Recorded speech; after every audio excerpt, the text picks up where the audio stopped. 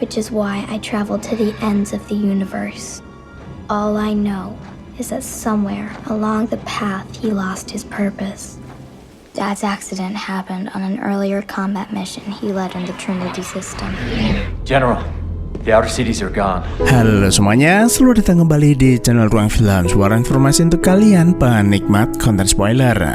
Oke teman-teman, di video kali ini kita akan membahas film berjudul The Osiris Child yang dirilis tahun 2016. Sebuah film yang mengisahkan kehidupan manusia di sebuah planet koloni di luar tata surya bernama Osiris. Jadi nggak usah lama-lama, kita langsung masuk aja ke pembahasan filmnya. Which is why I traveled to the ends of the universe. Suatu ketika di masa depan, perjalanan antar bintang bukan lagi sekedar mimpi dan bumi bukan lagi satu-satunya rumah bagi manusia.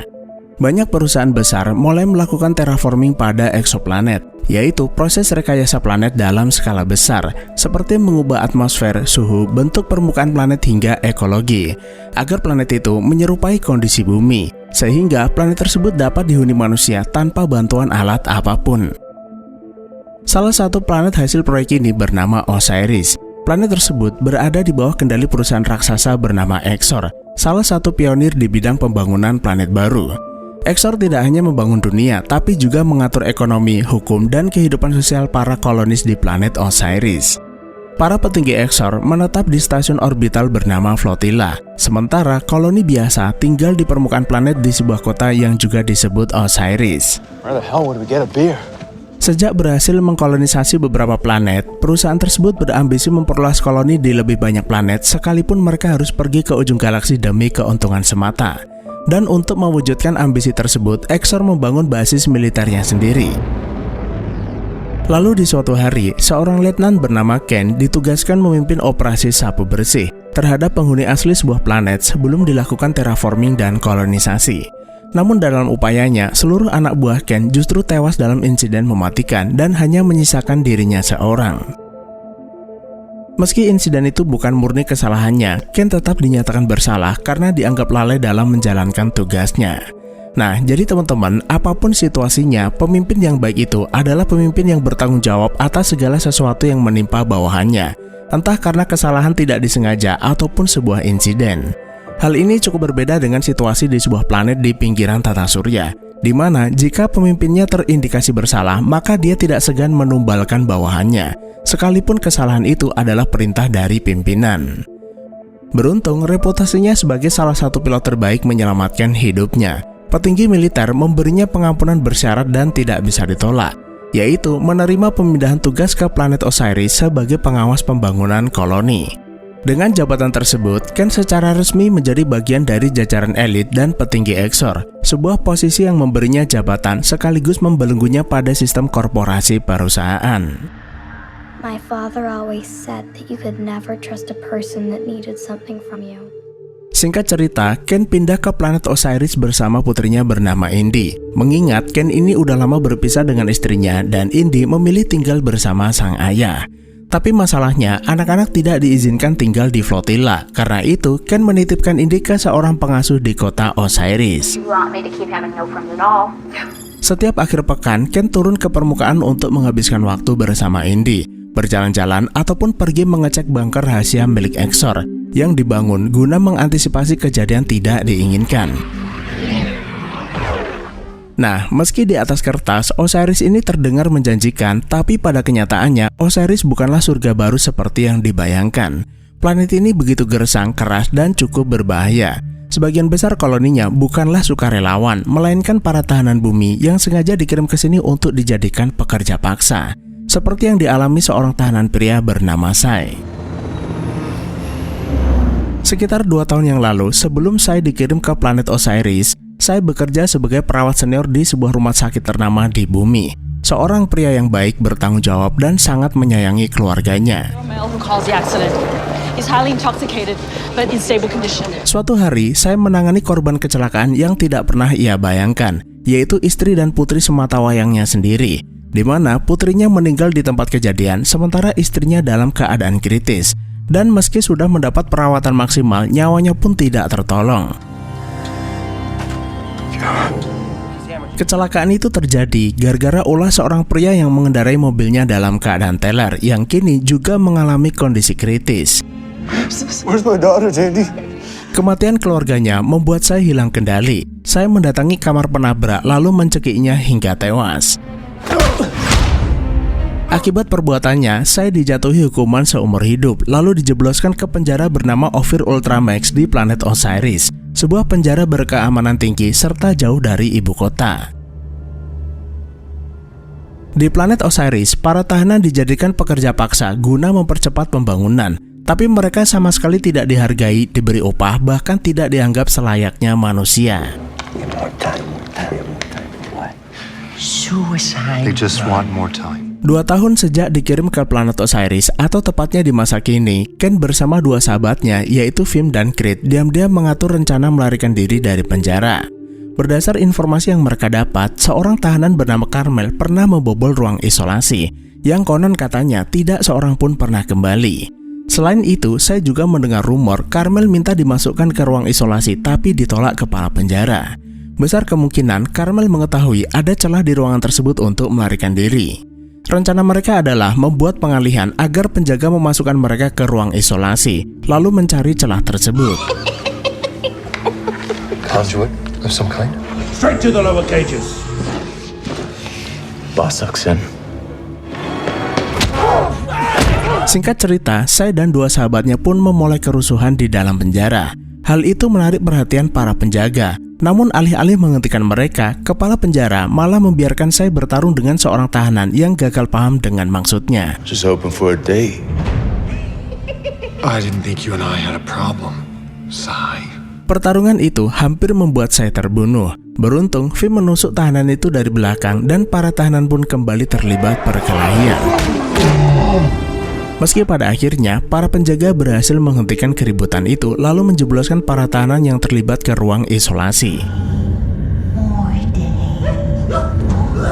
Tempat tersebut ternyata jauh lebih buruk dari yang dibayangkan. Ruangan itu berbentuk tabung yang berputar tanpa henti, membuat siapapun yang di dalamnya menjadi stres bahkan menjadi gila. Gentlemen. Dan setelah itu, Vim dan Sai dipindahkan ke jeruji sempit yang terpisah satu sama lain. Lalu di ruangan di mana Vim berada, muncul seekor monster mengerikan kemudian menyerangnya.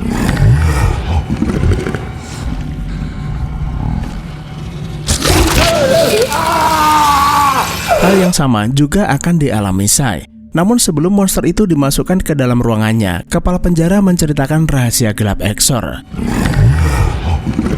Monster itu disebut The Ragged. Dulunya mereka adalah para tahanan hasil rekayasa genetika yang sengaja diciptakan Exor untuk mempermudah membasmi spesies asli planet selama proses terraforming. Dan siapapun yang terkena serangannya akan terinfeksi kemudian berubah menjadi monster dalam waktu yang singkat. Dan inilah alasan kenapa tahanan yang dikirim ke ruang isolasi tidak pernah kembali. Being capable of evolution. Tiba-tiba lantai kurungan saya terbuka dan membuatnya jatuh ke bawah. Yang ternyata ulah seorang tahanan bernama Bostock yang berhasil keluar dari ruang isolasi. Bostock juga membebaskan tahanan lainnya.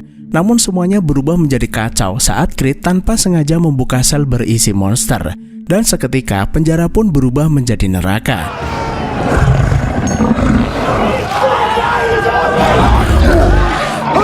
Beruntung, Sai, Bostock, dan Creed berhasil melarikan diri.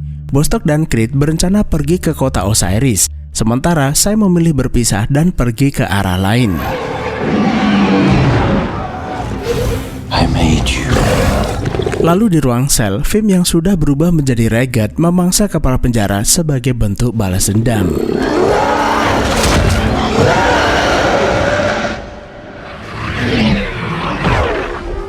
Esok paginya di flotilla, Ken dibangunkan personal AI-nya bernama Travek. Rise and shine. Down. I heard you snuck down to the outpost last night. Sebelum beraktivitas, Ken meminta Travek membacakan pesan masuk untuknya. Di antaranya, pesan dari mantan istrinya yang memintakan lebih sering bersama putrinya. Lalu dari Indy yang minta izin pada sang ayah untuk ikut acara tamasya di kota. It's just to the sentient ranges, just for the day. We waited for you. Namun belum sempat Ken membalas pesan-pesan tersebut, sistem komunikasi tiba-tiba mengalami gangguan yang mungkin disebabkan kekacauan di penjara. All communications to the surface have been temporarily disrupted. General, the outer cities are gone.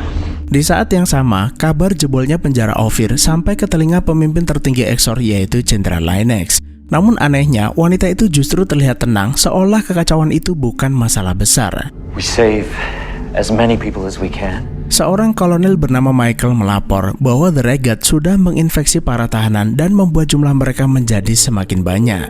Monster-monster itu mulai menyerang wilayah perbatasan dan bergerak ke arah ibu kota.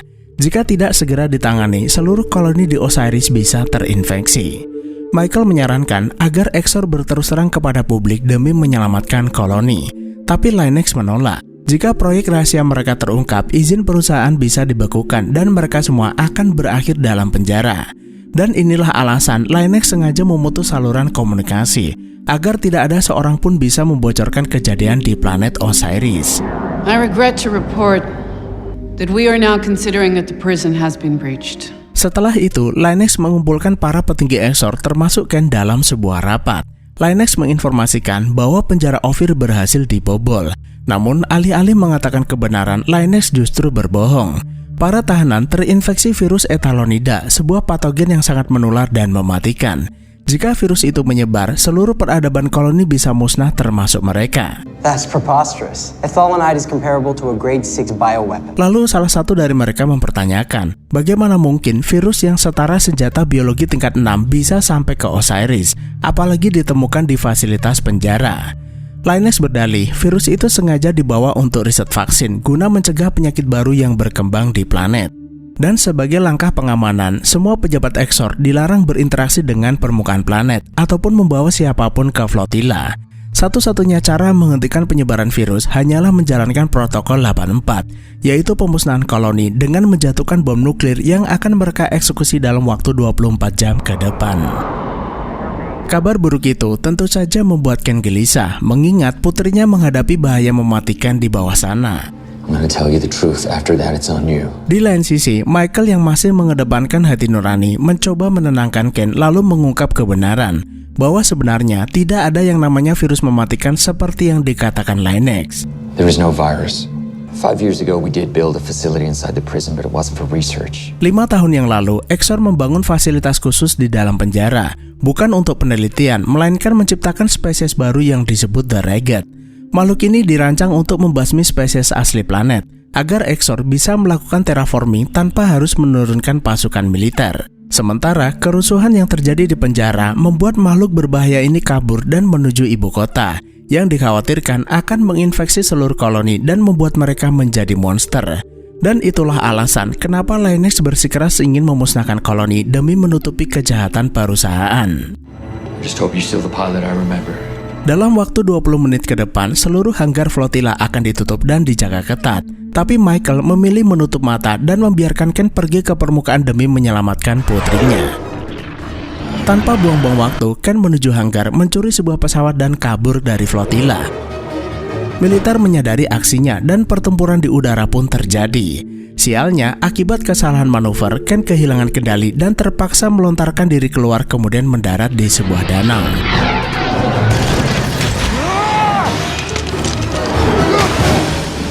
Tanpa disangka, saya melihat kecelakaan itu kemudian menyelamatkan Ken sebelum tenggelam. Melihat seragam militernya, saya menyadari Ken ini bukan orang biasa, lalu bertanya apa yang ia lakukan di bawah sini. Ken mengaku dia baru saja kabur dari flotila untuk mencari putrinya di ibu kota Osiris.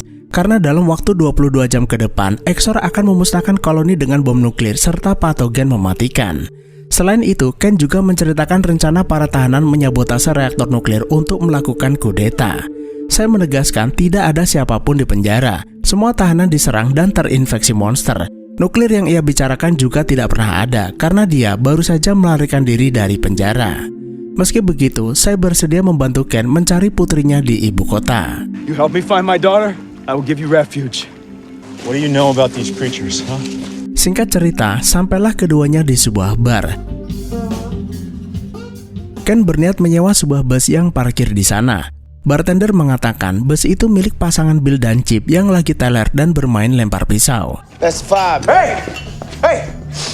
Karena nggak sabar, Ken menyela permainan mereka. Hal itu membuat Chip kesal lalu menodongkan pisau ke lehernya. Hey, little domino weirdo games. Saya mencoba menenangkan situasi sambil menjelaskan bahwa Ken ingin menyewa bus mereka untuk mencari putrinya di ibu kota. Dan tentunya dengan sejumlah bayaran yang pantas. 20 grand. One way. Selain itu, mereka juga meminta Bill mencarikan senjata, antisipasi serangan monster dan tentara militer yang mencari Ken di ibu kota. Bill kemudian membawa Ken menemui pedagang senjata ilegal bernama Mendel dan Hopper untuk membeli senjata yang ia butuhkan. Mengetahui Ken ini adalah mantan pejabat Exor, mereka mematok harga selangit. How much? Tanpa menawar sedikit pun, Ken membayar berapapun yang mereka inginkan, kemudian segera melanjutkan perjalanan.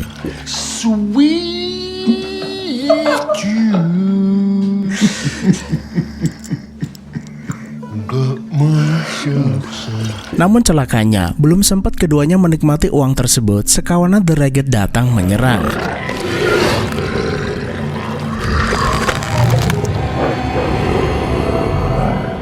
They're everywhere! Tembakan senjata sama sekali nggak mempan, sampai akhirnya Hopper terpaksa meledakkan granat dan mengorbankan diri.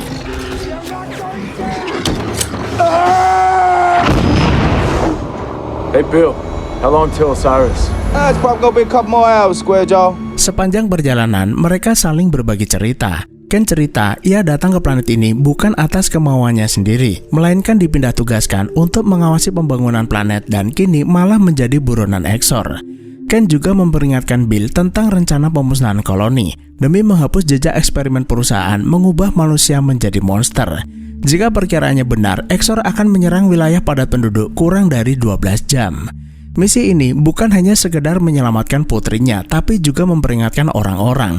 Dan setelah itu, Ken berjanji akan membawa mereka semua ke bunker perlindungan Exor. Ada kemungkinan bunker itu sengaja dipersiapkan Exor untuk mengatasi situasi darurat semacam ini. Dan tentunya bukan untuk rakyat jelata, melainkan untuk keluarga mereka yang ada di permukaan.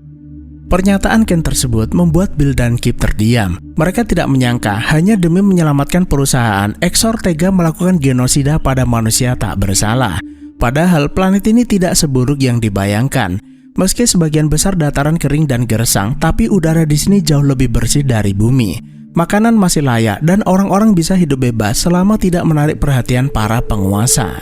Sementara saya lebih memilih diam ketika diminta menceritakan asal-usulnya. Bukan tidak ingin berbagi, melainkan luka masa lalunya terlalu dalam untuk diingat kembali. Esok paginya, sampailah mereka di ibu kota Osiris. Keadaan di sana benar-benar di luar kendali, karena sebagian besar wilayah sudah dikuasai The Ragged. Banyak penduduk terinfeksi dan berubah menjadi monster. Move! Tanpa buang-buang waktu, Ken dan Sai pergi menjemput Indy di apartemennya, sementara Bill dan Chip bertahan di dalam bus.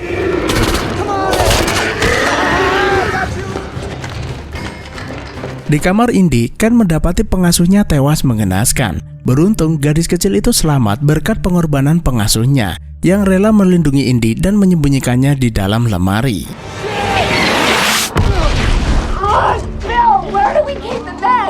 Setelah itu, ketiganya segera kembali ke bus untuk melanjutkan perjalanan ke bunker perlindungan. Namun sayangnya, Bill yang terluka parah akibat serangan militer harus tewas karena kehabisan darah. Lalu di perjalanan, Ken minta maaf pada putrinya karena gagal menjadi ayah yang baik serta mempertahankan hubungan dengan ibunya. Tapi ia berjanji akan membawanya ke tempat yang aman. I do, Dad. I understand. Promise you it's gonna be different. 5 menit sebelum protokol pemusnahan dijalankan, Ken membagikan kode akses bunker pada Chip dan Sai. Namun tiba-tiba, pesawat militer Exor datang menembaki bus yang mereka tumpangi.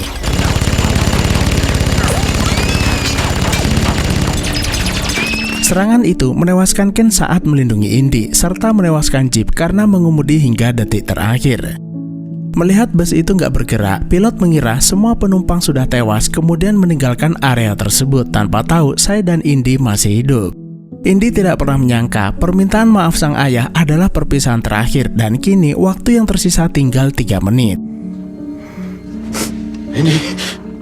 Untuk sesaat, gadis kecil itu mengingatkan Sai akan putrinya yang tewas dalam kecelakaan. Sai menyadari Indy adalah jalan untuk menebus kesalahan serta menyembuhkan luka di masa lalunya.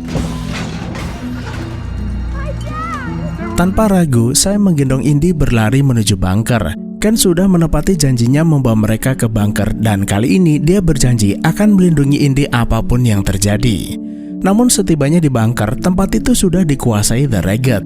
Saat keduanya berlari ke arah pintu, Sai terkena serangan dan membuatnya terinfeksi. Sambil menahan rasa sakit, Sai membawa Indy masuk ke dalam bunker. Dan tepat setelah Sai menutup pintu, Exor melepas bom nuklir serta zat patogen mematikan ke seluruh permukaan planet. Sai tidak menyangka infeksinya berkembang dengan cepat. Menyadari dirinya akan berubah menjadi monster, Sai minta Indy mencari benda tajam untuk membunuh dirinya sendiri. Karena Sai tidak ingin berubah menjadi monster kemudian melukai anak yang ia lindungi. Tapi gadis kecil itu menolak karena Sai sudah menyelamatkan dirinya dan kini hanya dia satu-satunya keluarga yang dimiliki. 1 tahun pasca pemusnahan massal, 2 utusan Exor mendatangi bunker setelah mereka mendeteksi sinyal darurat dipancarkan dari tempat tersebut. Lalu di ujung terowongan, mereka melihat seorang anak kecil menggunakan pakaian pelindung sama seperti mereka yang tak lain adalah Indy. Namun tiba-tiba muncul seekor Ragged lalu membunuh salah satu utusan. Beruntung monster itu tidak membunuh rekannya dan membiarkan Indy menginterogasinya. Karena ternyata monster itu tak lain adalah Sai yang sebelumnya terinfeksi. Selama ini mereka berhasil bertahan berkat persediaan makanan yang disiapkan Exor di dalam bunker. Indy lalu bertanya tentang Flotilla, stasiun raksasa yang dulunya mengorbit Osiris. Tapi kini keberadaannya menghilang entah kemana. Utusan itu menjawab Flotilla kembali ke bumi setelah bencana terjadi.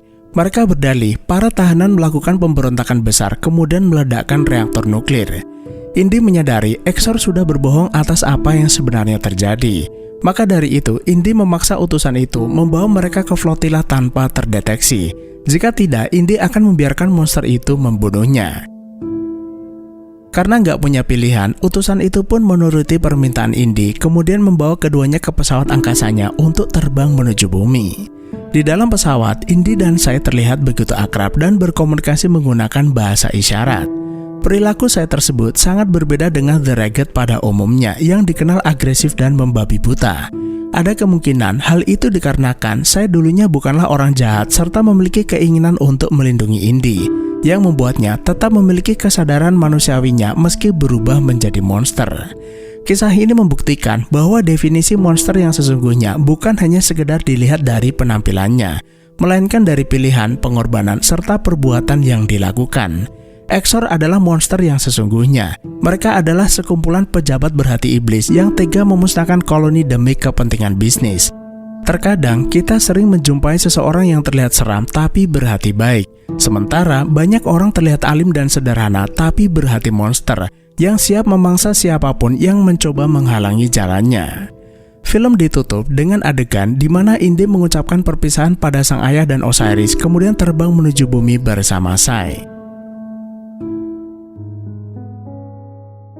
Nah, kisah Osiris tersebut memperlihatkan bagaimana ambisi dan keserakahan tanpa batas dapat mengubah manusia menjadi monster. Hanya demi melindungi kepentingan pribadi dan keuntungan perusahaan, Exor memilih jalan paling kejam, yaitu mengorbankan seisi planet. Namun di tengah kehancuran itu, justru muncul rasa kemanusiaan dari mereka yang dianggap rendah, berbahaya, bahkan gak layak hidup. Kan mengorbankan nyawanya demi putrinya. Saya yang telah kehilangan segalanya menemukan kembali makna hidup dengan melindungi Indy sekalipun dia berubah menjadi monster. Meski planet itu sudah hancur, harapan tetap hidup dan dibawa oleh seorang anak dan sosok monster baik hati menuju masa depan yang belum tentu ramah bagi keduanya. Jadi cukup sekian saja, terima kasih udah menonton, sehat selalu buat teman-teman dan sampai jumpa di next video.